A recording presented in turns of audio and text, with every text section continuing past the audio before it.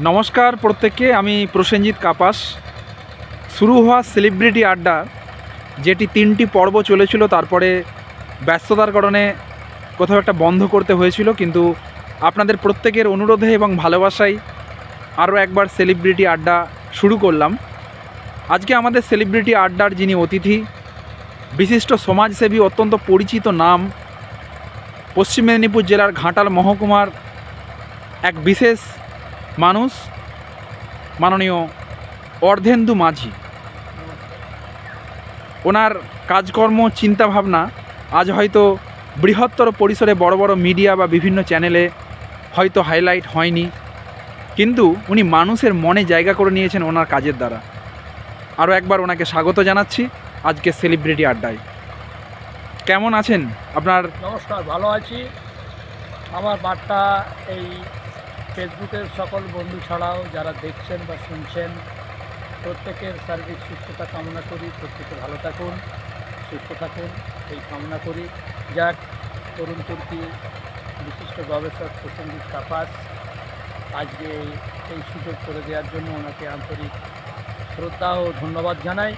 ওনার যে একটা নিত্য নতুন চিন্তা ভাবনা, হ্যাঁ, গ্রামেও যে মানুষ রয়েছে যেখানে মানে মেনস্ট্রিম মিডিয়া হয়তো এইসবকে পাত্তাই দেয় না বা খোঁজও রাখে না, বা হয়তো সম্ভবও নয় তাদের ক্ষেত্রে, সেই জায়গায় প্রসেনজিতের মতো একজন গবেষক, যে গবেষণার পাশাপাশি এই কাজেও তার নিজের দূরদর্শিতার মধ্য দিয়ে যে গ্রামগঞ্জেও যারা পড়ে খাওয়া মানুষ আর কি, পড়ে পড়ে মার খাচ্ছে, বা তাদেরকে যে তুলে ধরছে, তাদের কিছু সুখ দুঃখের কথা অন্তত সমাজের বৃহত্তর স্বার্থে পৌঁছে দেওয়ার যে প্রয়াস, তার অবশ্যই তার এই প্রয়াসকে আন্তরিক ধন্যবাদ জানাই। আগামী দিনেও ও উজ্জ্বল সাফল্য কামনা করি। আমরা বিভিন্ন সংবাদ মাধ্যম, যে স্থানীয় সংবাদ রয়েছে ঘাটাল, বিভিন্ন চ্যানেল, আমরা খবরের কাগজেও জানতে পেরেছি বর্তমানে আপনি ঘাটাল মহকুমার বেশ কিছু কাজের সঙ্গে যুক্ত আছেন, যেগুলো জনকল্যাণমুখী, যেমন ঘাটাল মাস্টার প্ল্যান, অন্যদিকে বন্যার সময় যে নদীবাঁধের বেহাল অবস্থা হয় সেই নদীবাঁধ রক্ষার কাজে, এবং অন্যদিকে পশ্চিম মেদিনীপুর এবং হুগলি জেলার মধ্যে সংযোগ রক্ষাকারী বন্দর ব্রিজ। এই 3 কাজে আপনাকে আমরা প্রতিনিয়ত দেখতে পাচ্ছি সোশ্যাল মিডিয়ার মধ্যে, এবং তাছাড়া তো আপনার এলাকায় বিভিন্ন কাজে আমরা দেখি। তো আপনার কাছে জানতে চাইব যে এই 3 কাজের বর্তমান পরিস্থিতি কি, এক, আর দ্বিতীয় নম্বর, কেন এই ধরনের কাজগুলোতে আসতে হলো, বা কোন চিন্তাভাবনা থেকে? প্রসেনজিৎ ভাই, খুব ভালো প্রশ্ন রেখেছে। সত্যি খুব ভাবতে অবাক লাগছে যে আমরা অ্যাকচুয়ালি সমাজের যাই কাজ করতেই যাই না কেন, সমাজের যে কোনো সমাজ কল্যাণমূলক, অর্থাৎ যাই কাজ বলতে আমি এই কথা বলতে চাইছি, সমাজের বৃহত্তর মানুষের স্বার্থে, বৃহত্তর মানুষের স্বার্থে আমরা যে কোনো কাজই আমরা করতে যাই না কেন, সেটা মানে ভালো কাজ আর কি, করতে গেলে আমরা কি হয়ে যাই না, আমরা গভর্নমেন্ট বিরোধী হয়ে যাই। এটা গভর্নমেন্টের হয়তো ধারণা, কিন্তু আমরা গভর্নমেন্ট বিরোধী নই। আমরা গভর্নমেন্ট বিরোধী এই কারণেই নয়, কারণ একটা গভর্নমেন্ট চলে হচ্ছে নির্বাচনের মধ্য দিয়ে, একটা গণতান্ত্রিক পদ্ধতির মধ্য দিয়ে নির্বাচিত হন, নির্বাচনের মধ্য দিয়ে সরকার গঠন হয়, সরকার তারা দেশ চালায় বা রাজ্য চালায়, সেটা কেন্দ্র হোক বা রাজ্য হোক। কিন্তু আমরা যারা ভুক্তভোগী মানুষ, আজকে দেখতে দেখতে আমরা 76 বছর কাটিয়ে ফেলেছি স্বাধীনতার। আমাদের দেশ অবশ্যই অগ্রগতির মুখে, কিন্তু বহু জায়গায় বহু সমস্যা রয়েছে।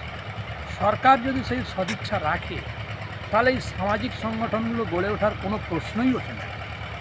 কারণ আমি নিজে 14ই জুন সিঙ্গাপুর গিয়েছিলাম আমার নিজস্ব একটা কাজে। তা ওখানে গিয়ে ওখানকার যে টোটাল ইনফ্রাস্ট্রাকচার বা নিয়মকানুন, এবং শহরটি এত সুন্দর সাজানো গুছানো, সব থেকে বড় ব্যাপার হচ্ছে ওখানকার নিয়ম, মানে নিয়ম শৃঙ্খলা এত সুন্দর, যার ফলে একটা দেশ বা জাতি যেখানে শিক্ষা আর নিয়মকানুন, এটা একটা নির্দিষ্ট বাঁধা ধরার মধ্য দিয়ে চললে অবশ্যই নির্দিষ্ট শীর্ষে যায়। তাই প্রসেনজিৎ ভাই যে 3টে প্রশ্ন রেখেছেন, যে সামাজিক কাজ, অবশ্যই এটা সামাজিক কাজ, কিন্তু গভর্নমেন্টের কাছে আমাদের এটা বিনম্র আবেদন যে আমরা কোনো বিরোধিতা করি। এটা বন্দর যে লোকেশান, অর্থাৎ হুগলি আর পশ্চিম মেদিনীপুর, বৃহত্তর স্বার্থ জড়িয়ে রয়েছে মানুষের, যেখান থেকে গভর্নমেন্ট এই যে লক্ষ লক্ষ মানুষের ওপর থেকে রেভিনিউ আদায় করে, মানে রেভিনিউ পায়, সেটা বিভিন্ন মাধ্যমে, পণ্য কেনাবেচার মাধ্যমে হোক বা বিভিন্নভাবে। আজকে দীর্ঘ ৭৬ বছর কেটে গেছে, তো এই সরকারে যদি একটি যত্ন সহকারে অন্তত সার্ভে করে এসে দেখে যায় যে এখানকার পরিস্থিতি কী হয়। এই রূপনারায়ণের পাড়াই প্রসেনজিৎ ভাই ইন্টারভিউটা নিচ্ছেন, এই রূপনারায়ণ কি ভয়ঙ্কর আকার ধারণ করে। আমি একটা খবর করেছিলাম কিছুদিন আগে, এই ওপার থেকে, অর্থাৎ ওপার থেকে একটি মানুষ, অসুস্থ মানুষ, নৌকা পারাপার ব্যবস্থা বন্ধ হয়ে যাওয়ার ফলে তাকে অন্যভাবে নৌকায় এনে এইখানেই আমাদের এই শিব শীতলা মন্দিরে তাকে আমরা সঠিক সময় পরিষেবা, অর্থাৎ ঘাটাল হসপিটাল মাত্র 5 কিলোমিটার পরিষেবা দেওয়া যায়, তার ফলে মারা যায়। তার ফলে সেই পরিবারটা কীভাবে ক্ষতিগ্রস্ত হয়েছে, এরকম বহু ঘটনা ঘটে। আর দ্বিতীয়ত মাস্টার প্ল্যানের প্রত্যেকেই জানেন যে টেকনিক্যাল কমিটি যেখানে হচ্ছে ফিনান্স ক্যাবিনেটে আটকে আছে, যে আর্থিক ছাড়পত্র, অর্থাৎ অর্থ মঞ্জুর হয়ে গেলেই নিশ্চয়ই কাজ করবেন। আমরা এটা খুবই আশাবাদী যে রাজ্য সরকার যেভাবে পলসপাই, দুর্গাচটি, চন্দ্রেশ্বরের খালের সংস্কার করেছেন, কেন্দ্র সরকার রাজ্য সরকার যৌথভাবে এগিয়ে আসুক।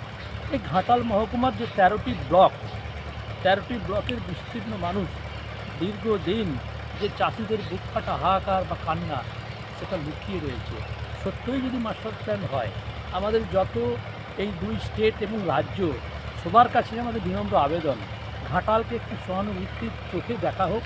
এছাড়াও ঘাটালে যে রেল নিয়ে যে আন্দোলন হচ্ছে, এটা অবশ্যই আমি কেন্দ্র সরকার, রাজ্য সরকারের কাছে চাইব। সামাজিক কাজ করতে খুব ভালো লাগে, কারণ কোনো মানুষের যদি উপকার হয় বা বৃহত্তর স্বার্থে সমাজের যদি উপকার হয়, সেই কাজে আমি সবসময় আছি।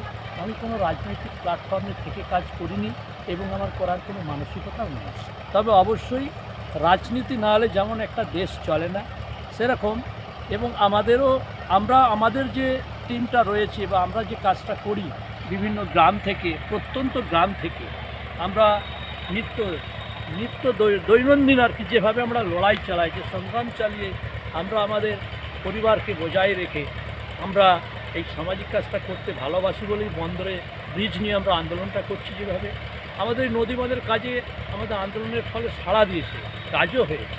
হরিশপুরের সুইলিসের কাজ হয়েছে, ঝাউতলা সুইলিসের কাজও হয়েছে, কিন্তু সুইলিসগুলি সেভাবে হয়নি। এটা আমরা বারবার বলেছি, আমরা বারবার এসডিও, বিডিও এবং আমাদের ইরিগেশন এসডিওর কাছেও আমরা বারবার বার্তা দিয়েছি যে এখনও ওই কাজগুলো বাকি রয়েছে, যে কান্ট্রি সাইড আর হচ্ছে রিভার সাইডে যে প্রোটেক্টেড ওয়ালগুলো এবং রাস্তাটাকে আরও মজবুত করা। এছাড়াও আমাদের দীর্ঘ 1.1 কিলোমিটার রাস্তা এখনও কাজ হয়নি, খুবই অকেজো হয়ে পড়ে রয়েছে। আমাদের সাম্প্রতিক যে প্রাইমারি স্কুলের 75 বছরের স্কুলের অনুষ্ঠান হয়েছিল, তাতে শ্রদ্ধেয় মহকুমা শাসক, বিডিও সাহেব ওনারা এসেছিলেন। ওনারা বলেছিলেন যে এই রাস্তাটা ঢালাইয়ের অনুমোদন হয়ে গেছে বীর সিং উন্নয়ন পর্ষদের পক্ষ থেকে। এর পাশাপাশি আরেকটা আমাদের যে আন্দোলন যে চলছে, আমরা বন্দর ব্রিজটা নিয়ে আমরা বিভিন্নভাবে প্রায় দীর্ঘ 1 বছরের উপর আমরা আন্দোলন চালিয়ে আসছি। উভয় সরকারের পক্ষ থেকে আমরা কোনো সদক্ষেপ করা পাইনি, তবে একটা সার্ভে করেছিল, এইটুকুই। এরপর সব এখন চুপচাপ। সামনে লোকসভা ইলেকশন, প্রত্যেকেই জানেন 2024। তবে আমরা এই 2 জেলার বহু মানুষ নানা রকমভাবে আমরা ক্ষতিগ্রস্ত হই। একটা ব্রিজ হলে অবশ্যই লক্ষ লক্ষ মানুষ এভাবে উপকার হবে। ঘাটালে একটা রেল লাইনও হলে শুধু লক্ষ মানুষ নয়, শুধু এই ঘাটাল মহকুমা নয়, সারা ভারতবর্ষ জুড়ে যেমন কেন্দ্র সরকারের একটা রেভিনিউ আসবে, রাজ্য সরকারের রেভিনিউ আসবে, ব্যবসা বাণিজ্য, শিক্ষা দীক্ষা, স্বাস্থ্যকেন্দ্র, পর্যটন কেন্দ্র, বহু কিছু হবে। আচ্ছা, তাই মাস্টার প্ল্যান হোক, কেন্দ্র ও রাজ্য সরকারের কাছে আমরা করজোড়ে কামনা করছি। বন্দরের ব্রিজ হোক এবং আমাদের 81 মৌজার চেতুয়া সার্কিটের যে বাঁধটা, সেটাকেও সুন্দরভাবে রক্ষণাবেক্ষণ করা হোক। আমাদের আরও দাবি ছিল, এই রাস্তাটা হচ্ছে পিচ হোক, রাস্তার বিভিন্ন জায়গায় জায়গায় আলো দেওয়া হোক, জলের ব্যবস্থা রাখা হোক, শৌচালয় করা হোক, যাতে পথ চলতি মানুষ বা পথযাত্রীদের সুবিধা হয়।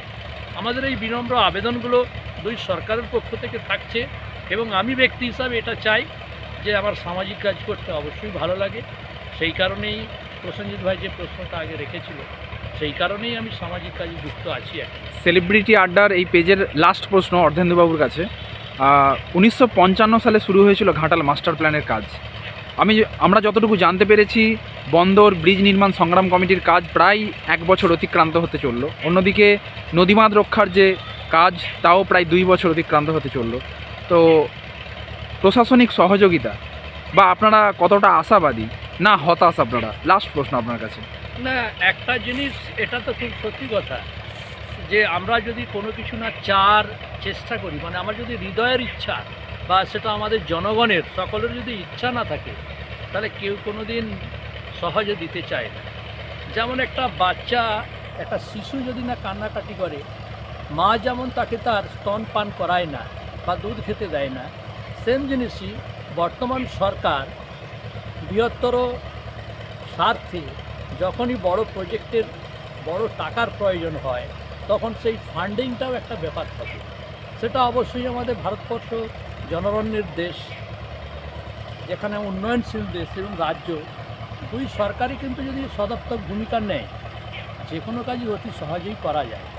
সেটা বন্দর ব্রিজ হোক, সেটা মাস্টার প্ল্যান হোক, বা চেতুয়া সার্কিটের পুরো বাঁধ বলুন, অথবা আমাদের এই ভারতীয় রেলপথ, অর্থাৎ ভারতীয় রেলপথে যে বীরসিংকে, ঘাটালের বীরসিংকে রেল মানচিত্রে জুড়ে দেওয়া, সে যাই হোক, দুই সরকারের কাছে সব কাজই খুবই সোজা।